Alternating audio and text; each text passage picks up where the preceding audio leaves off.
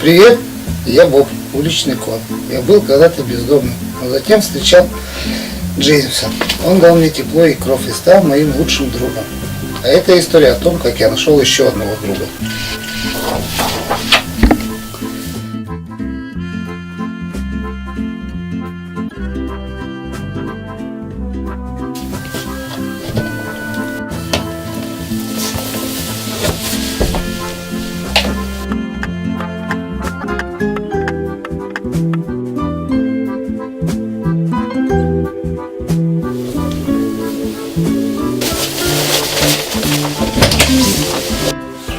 Здравствуйте.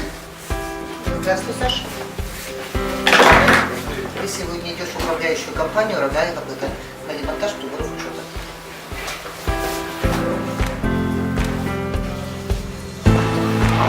Здорово. Здорово.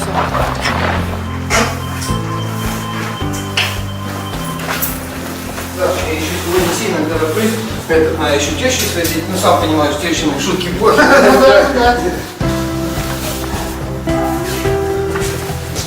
Ой, я здесь работать не могу, здесь темно.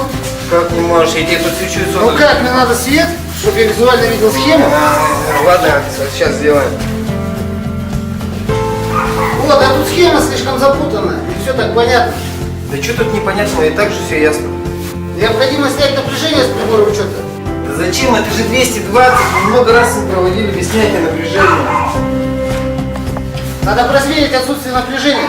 Зачем, Саша, я тороплюсь, ты же видел, как я все отключил, там нет напряжения. Ну ладно, ладно.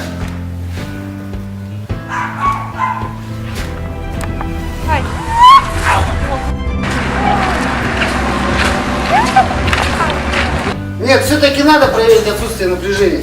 Так нельзя работать. Отлично, напряжение отсутствует. Можно работать. Пожалуйста, ваш учет. Наконец-то, спасибо.